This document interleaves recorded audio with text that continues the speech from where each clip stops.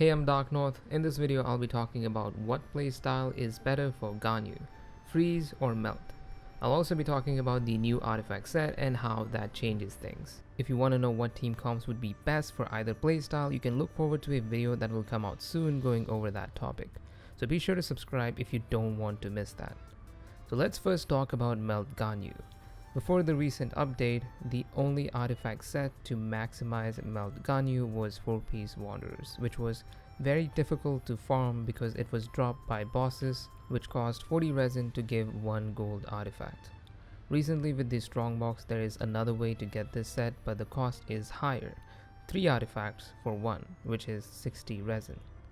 So a lot of people simply did freeze Ganyu even if they did not have Mona or they did not want to play that way, simply because it's easy to farm because it's in a proper domain. But with the introduction of the Shimenawa set in the new domain in Inazuma, Melt Ganyu has another strong artifact set that is viable. The Shimenawa set is good for Melt Ganyu as the energy loss for her is not a issue as you don't use your purse when you play Melt Ganyu anyway.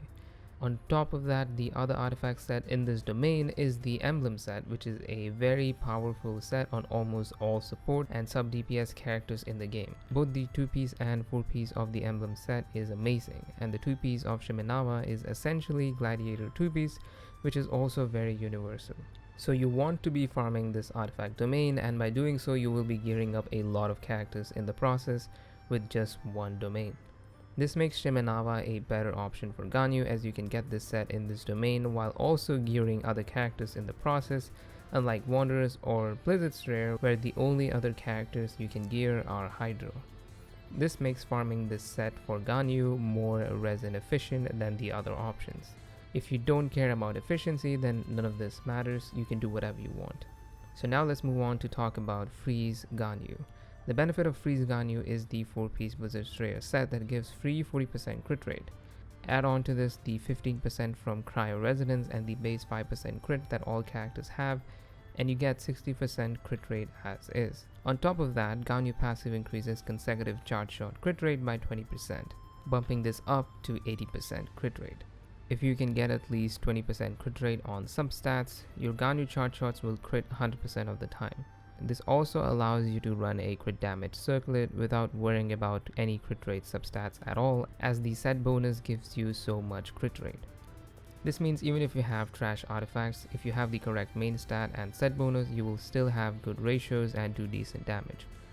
And perma-freeze is very powerful, especially with the new Nobushis in Inazuma added to the Abyss, which can't be crowd controlled by animo characters easily. And the artifact set is farmed in a domain where the other set is a Hydro set, which can be given to your Hydro support in the same team.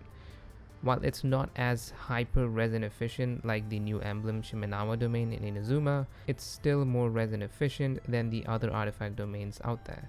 That's it with this video. Hope this helped you decide if you want to use freeze or melt, as the new set leveled the playing field by making Melt Ganyu artifacts accessible to non-resin refreshers. If you're still in doubt, I'd be releasing a video talking about the best Ganyu team comps for both freeze and melt soon, which might help you decide which direction you want to go in, so be sure to sub to the channel to not miss that.